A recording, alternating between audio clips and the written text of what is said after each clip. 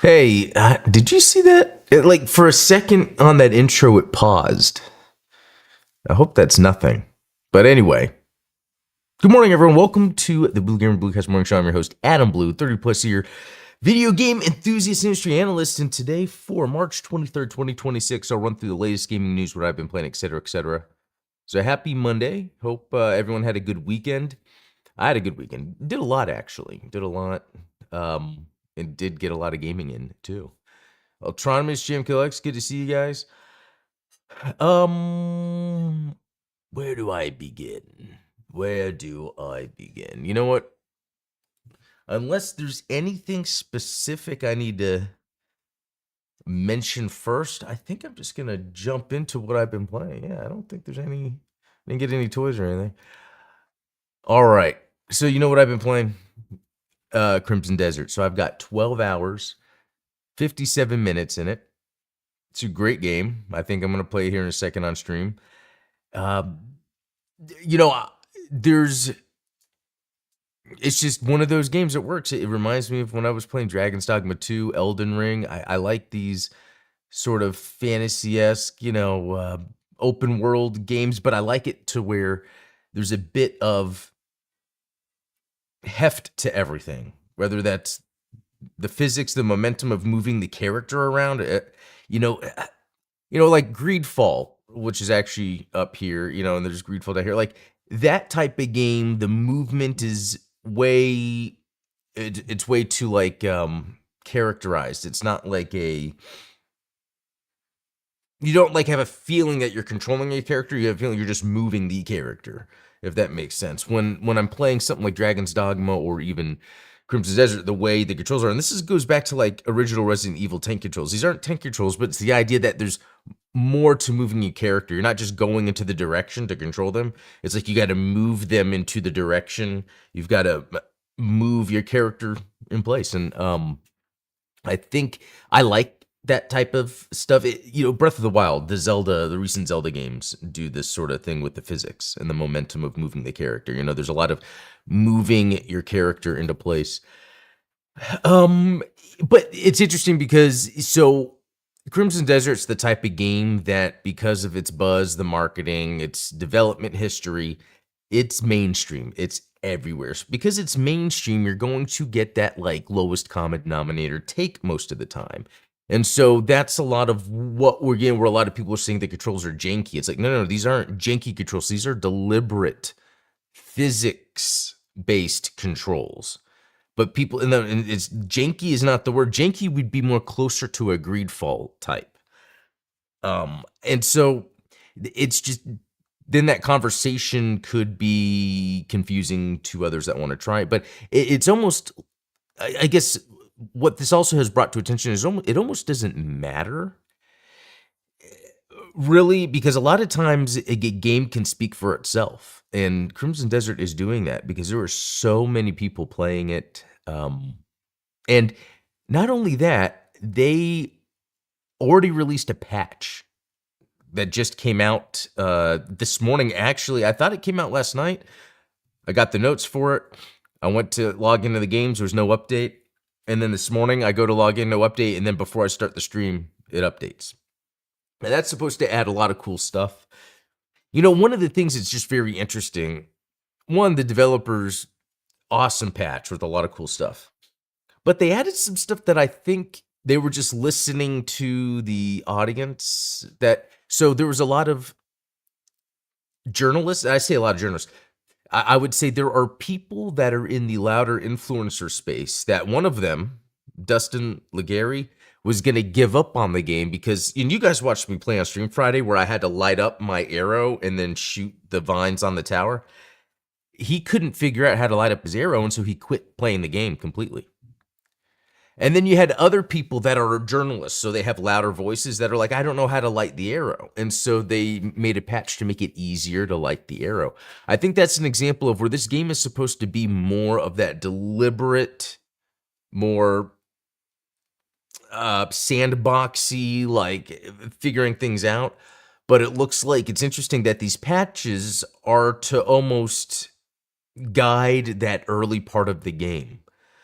to make it where it's easier for the people with the loud voices, which are typically journalists that don't have a lot of time to play, I guess, the game leisurely, and so they're going to run into things like that. It's very interesting. I forgot Neo 3 came out. Yeah, I know. I was thinking about that the other day because I want to play it more. But back in my day, people tested out and fiddled around with the game for hours before calling it quits. Oh yeah, that's, and I think that's something that this is part of like the human psyche, the human condition. Over time, I would even be shorter with games because I just move on to the next game. And I think I have then from that recognized that, and I have to I got to spend my time, be very deliberate. You know, you guys know that I skip cutscenes a lot. And it's almost like I'm rushing, but no. Cutscenes in my mind, it's more like I don't want to get too invested because if I don't like the combat, the mechanics, the gameplay loop, then I won't care. And that's my number one fun with a game is the mechanics, right? So I will skip cutscenes.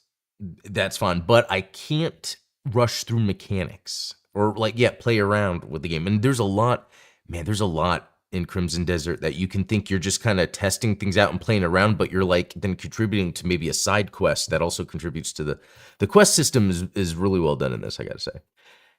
Man, there's so much I could be talking about. Let me jump into news and then we'll jump into the game. Patlabor. For fans of Mecha, there's a game coming to PS5 and Steam. And I mean, it looks like it's a 3D, or is that first? Yeah, look at that. 3D action game. Add to wish list. Developer Chime Corporation. ReZero made in a bit. I don't know. It could be good. Anyway, something to look at. I mean, I don't know if there's anything else really to. Oh, they do have a video. Unreal Engine. Let's see if cool audio.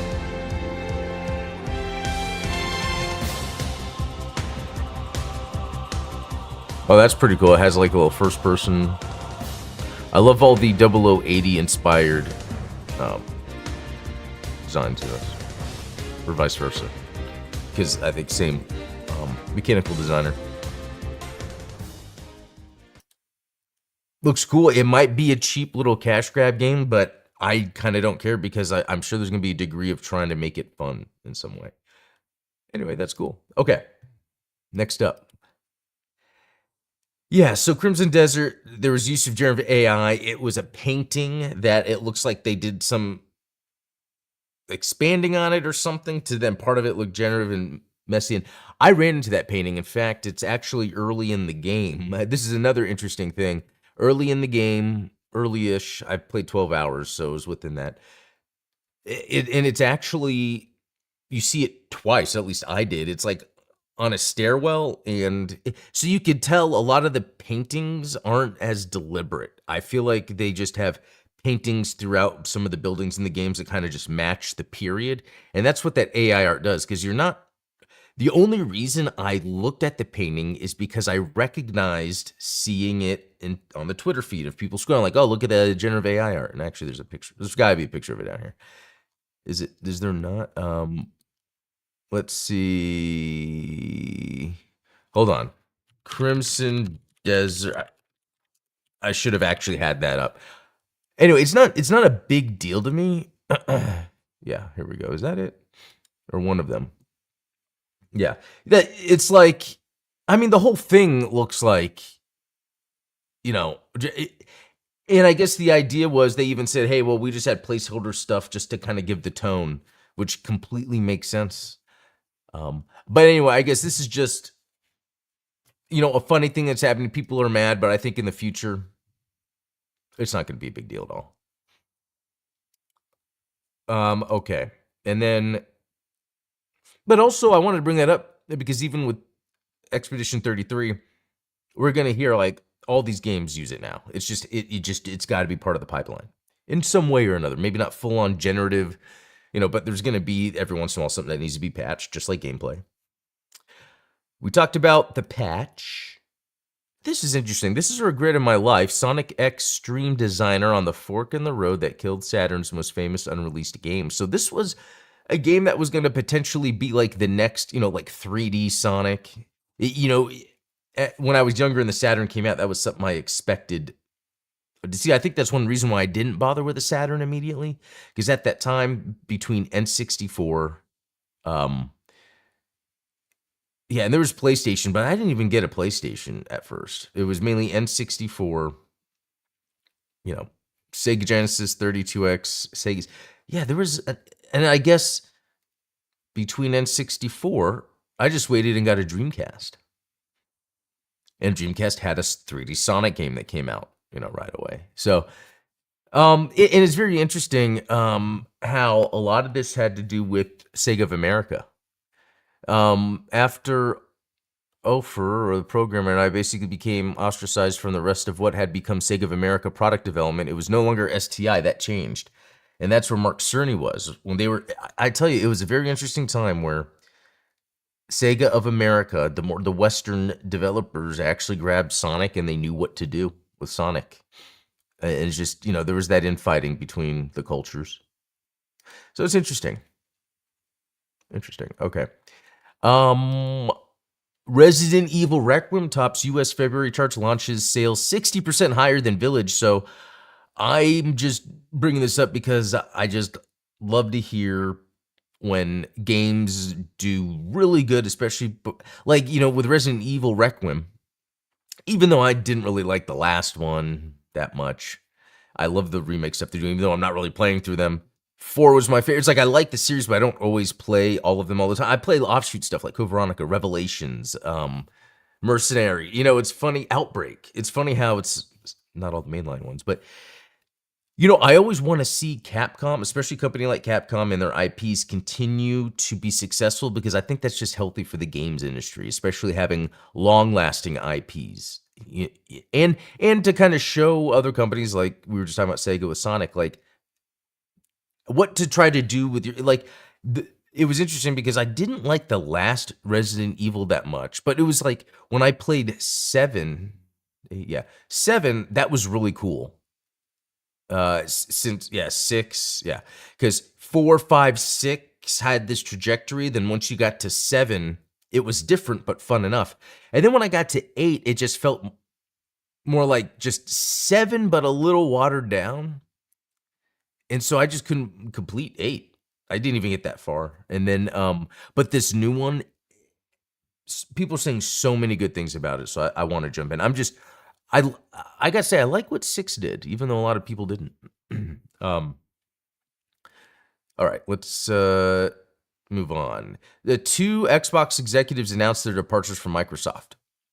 I feel like this is just some more in that direction of we need to change what's going on with Xbox. So hopefully this is a good thing. Hopefully these people that have left land on their feet. I'm sure they will, because they're executives. I know from experience it's not that hard to land on your feet after a job, unless you're an executive. Because I'm not an executive. Okay, this is cool. I just heard this on a podcast. Is it the Player One podcast? Really cool podcast. This is the first I heard about it. Picross S Konami Antiques Edition. So it's just Picross, but it's from all the different Konami IPs. I think it's like 80 different Konami games. And I don't know if you guys have played this before. It's fun. It's kind of like a cool, chill pastime. Just actually look at it. Gradius on there. Gradius, however you prefer to say it. Castlevania. Yeah, this seems like it would be a cool one to get. I wonder how much something like this goes for, because that's not too much. April 30th for $17.99. It's just Switch, but hey, they even have that new game boost now for Switch 1 games on the Switch too. So a handheld mode, but yeah, very cool. Okay, and this is interesting to me. This is an open world game. I heard about it, but didn't really follow it, which that shows like, well, I can't follow everything, but because I didn't know anything about it other than the game, I chose to ignore it. But it's from the developers of Just Cause. at least the creator, Christopher Sundberg's, he's created a new studio. Excuse me. I loved the first Just Cause 2006. It's hard to believe a game as open-ended and sandboxy as Just Cause came out in 2006. Loved the game. I remember specifically me and my brother, my younger brother, at the bowling alley talking about it. I know that sounds weird, but I think by that time I had moved out. And so it was just like the family was just hanging out at a bowling alley. And I remember just, we were talking about this. And it was just funny. Just Cause 2 came out, 3, 4, I forgot where it went. And they just were never as good as the first one. The first one just had enough limitations. Anyway, long way to say, I am then excited to see this Samson game. Okay. Because it could be cool. It's just what's next for a developer that kind of revolutionized the sandboxy aspect of open world, what they would do next. Be pretty interesting. Okay. All right, guys, that's it. Hold up. We are gonna wait, why is it? There we go. We're gonna get into some Crimson Desert. Another thing. I have upped the graphics so much on this while being able to maintain frame rate. But I wonder how that's going to be on stream. So that'll be interesting to check out. Another thing is what I've been doing with the ROG Ally.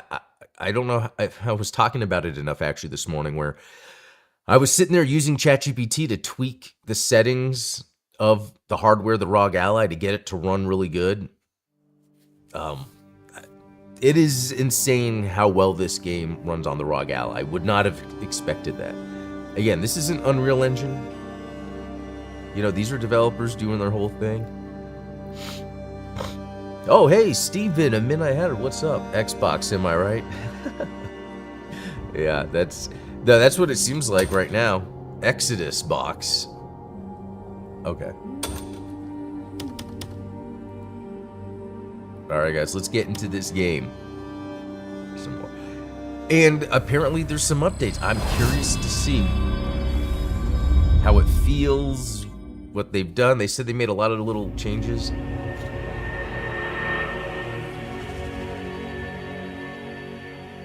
I do like the music. It doesn't fit, but it emotionally grabs me. Because this game doesn't have a lot of character. It's not like a JRPG in terms of there's like this atmospheric character, all these goofy no, it's very quiet, peaceful, like you only get into as much drama as you look for. So this music almost lends to that isolated feel you have in the game, and I kind of like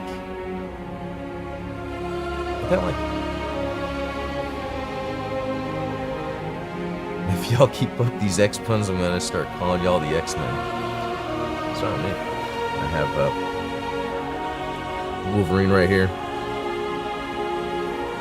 and Cyclops. Oh, it's just kind of chilling on my desk on top of a speaker. Okay, don't fall. I even recorded a video, and some of Cyclops' optic beam was in the shot, and I didn't even realize it.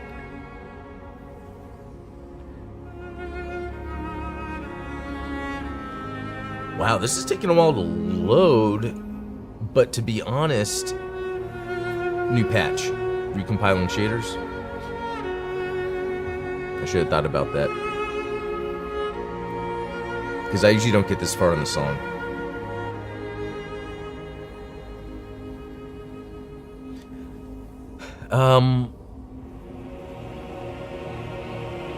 Yes, instead of awkward silence. This is nice music. Yeah, the patch is supposed to do a lot, like... Oh, here we go. You didn't have private storage. And now, in terms of like a place to store things, I know that sounds weird, you would have things that go into a storage you can get from, but not storage to put things in, and they've added that in. I think they changed the menu around a bit. They made it easier for journalists to light their arrows. I'm not joking. They really did patch that in.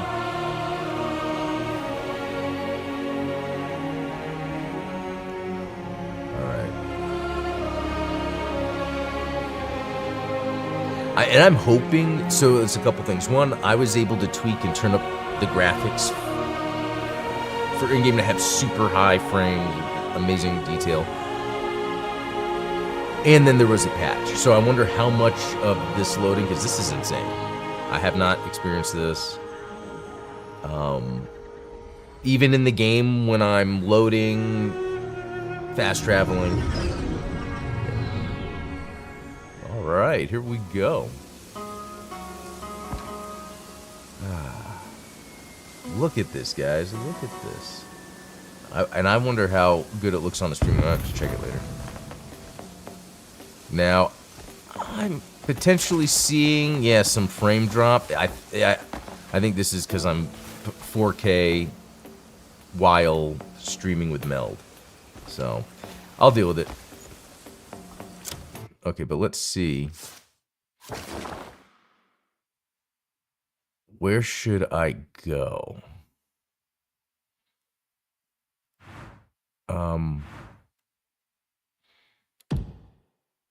Oh, wait, no, I didn't mean to do that. Let me fast travel here.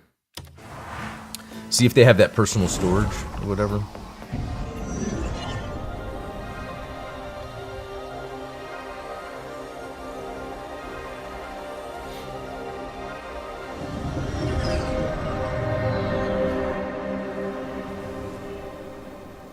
All right, so this is a camp that you get later on, and I think it's supposed to be your, like, main... Wow, look at all that. I tell you, the draw distance, the detail. Okay.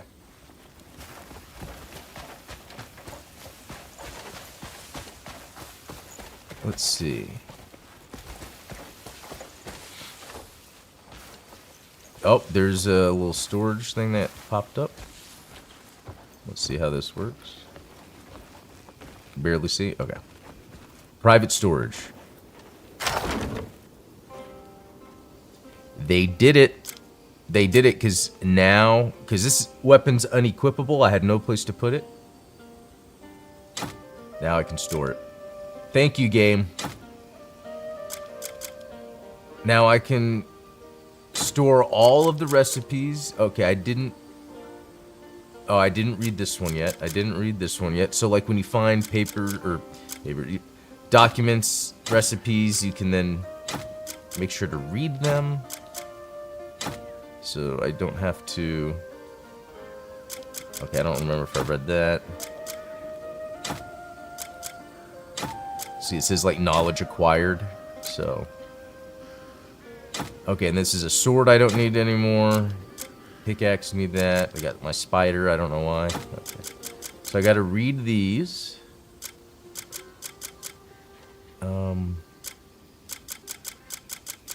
Oh, bunch of stuff that I don't even think... Oh. I'll have to look and see if maybe I can put on some other... armor. I haven't even messed with that in a while. Okay, let's see. Knowledge acquired. Knowledge acquired. Wait. Oh. Hey, it's okay. Puppy is crying. Sometimes she likes... like when mom goes out to get coffee, she gets sad. Okay. Knowledge acquired. This I still have to read. Okay. Sorry, this is really boring, but they just released this. Okay. Let me read the stuff that says there's acquirable knowledge. And I don't know which one, guys. Here we go. Oh, because they put a question mark. That must be new. That must be new. Okay. Skills. Oh, I wonder if they added this in as part of the patch. Okay. Because then I could, like, put that back. I don't even need it anymore. Here we go. Yeah, there's two things here. Examine. Oh, you know what? I bet I just didn't read these yet because they're the fish recipes. Yeah. Those are actually, Oh.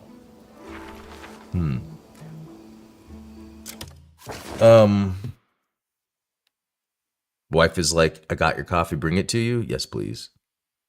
Because I know she has to run somewhere, but I am playing Crimson Desert live. Okay.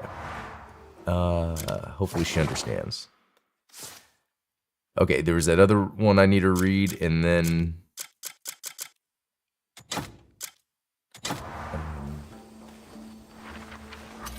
Oh, okay, she is stopping to run an errand first. So then, when I'm done, so we're good. All right, now I gotta cook fish porridge, and I think I could do that here. And I think I have enough, the recipes to do it. No, not the recipes, the ingredients.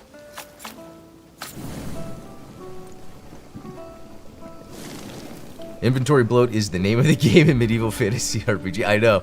So it's like, it didn't even bother me too how it worked. It was like, well, I guess this is how it is, but they, oh, I need to get, let me get some other materials, so I'll do that later.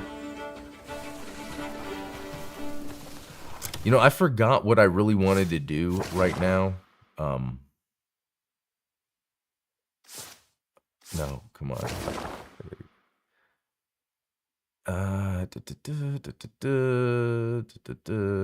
It's like, should I go try to fight something somewhere?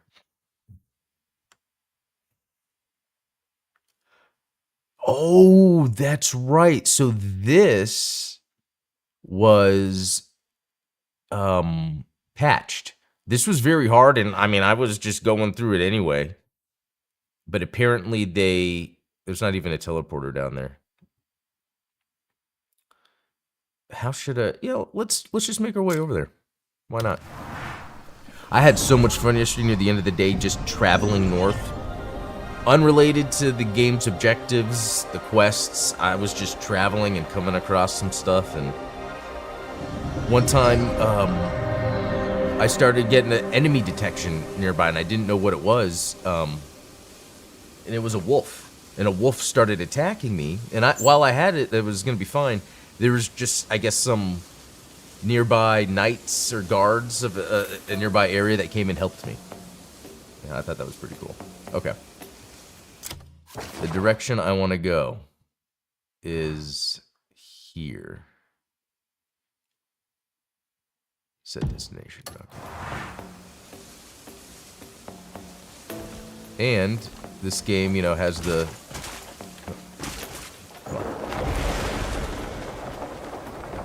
the glide.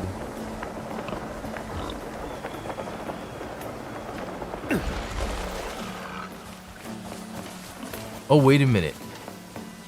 No. Oh, no. I've been here before. I'm not supposed to go this way. I think I went around.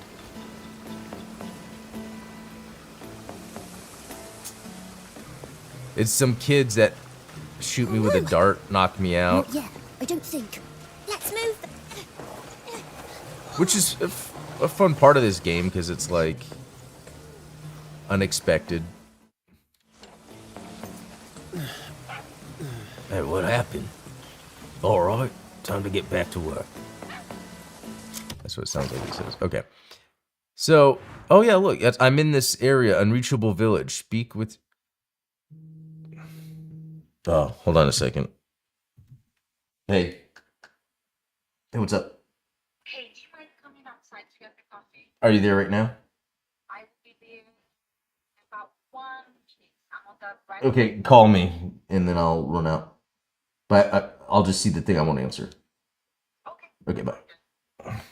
Okay, I am gonna have to run out to get the coffee.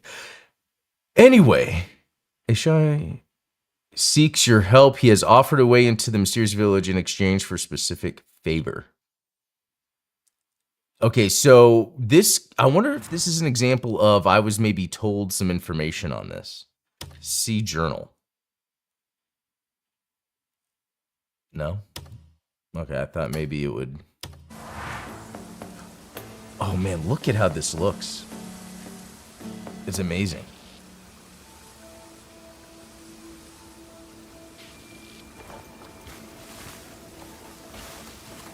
Okay, there's the kid there. What should I do? Oh. You were just kicked out, right? I'll show you how to get Okay, into the town. be right But back. you have to help me first. Something precious of the chief's was stolen and put on my friend's head. I need to get it back before the chief notices. But he just won't stay still. On his head? Yes, on his head. I don't know who did it, but they're in trouble when I find out. Can you help me, please? Or my friend should be... Oh, there he is. Come on, follow me.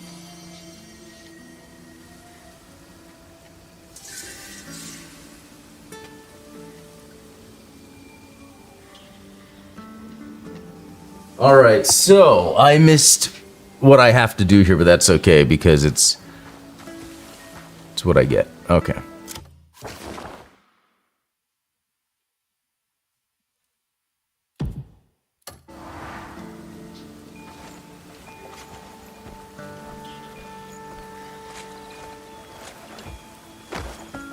Talk to Arkin?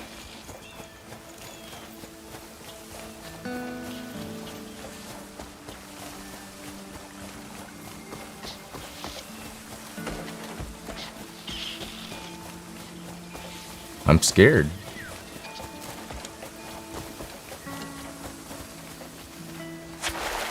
Go! Yeah.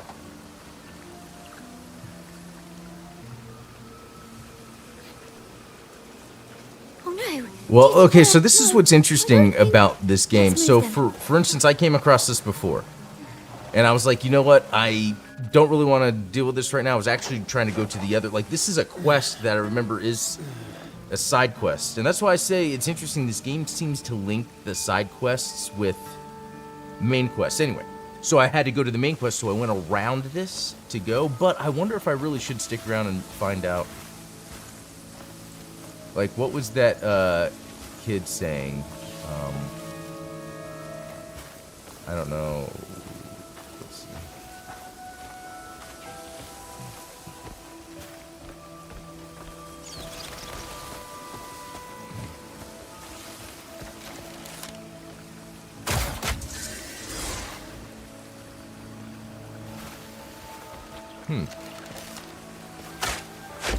I wonder if that's part of it.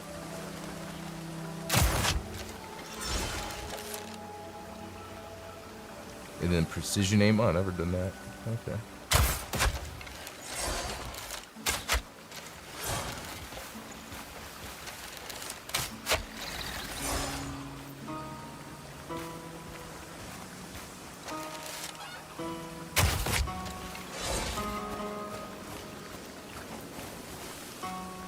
Uh-oh, I see one of the kids. A couple of them. I'm not gonna shoot the kid. No.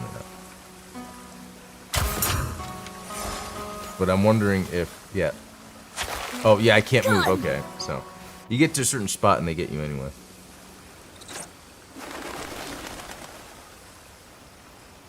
Sometimes you can't tell you just started a side quest. Yeah, I didn't play a lot of Witcher 3, but I played that and I did enjoy, yeah, the quest, like, as I was going. I like that thought. Like, sometimes you can't tell you just started a side quest. Okay. Well, I gotta jump because it's getting late. But you see, that was kind of boring. I'll have to come back and mess with this later. My plan is to get here. There's a boss that, like, you have to go through this whole mountainside and fight all these enemies, and then you get to a boss, and I didn't die, but I couldn't. I was like, man, it's taking me forever, which it was a part of this game. Like, it takes a while sometimes to fight bosses, so it's like, well, let me go get some more skills. So let me show you here. If we went to journal, or actually if we went to skills, by the way, and I have a lot of skill points I can use. Right now, I've mainly been focusing on stamina. This has been giving me a lot of awesome combat moves, like running up and kicking enemies, grabbing them by the neck and banging them on the ground. It's pretty awesome. But okay, yeah, they moved knowledge into journal. So it was somewhere else. So anyway, you have your main quests, and I'm on chapter 3. And then you can see where you are in that. It's very well laid out here. But then you have faction quests. And these are just the different factions around. There should be. Oh, no, it's right here. Okay, the witches. Yeah, I did that recently. So what's cool about this is some of these quests will be just a part of what you're doing in the main quest anyway. And so but it will like help you out, like getting you access to other areas, taking out enemy encampments. So they've done a really good job here. But anyway, I guess that was an interesting look at maybe some of the updates, not really me adventuring out too much, but I've been having a ton of fun with this game. I'm going to play some more tonight for sure. Let me exit. And I'm just surprised how good it runs. No, I shouldn't be surprised. It's not Unreal, you know? Not Unreal Engine. Anyway, I'm going to head out. That was a lot of fun, guys. I'll be back tomorrow on Gundam Explained. But yeah, until then, have a good one. See y'all.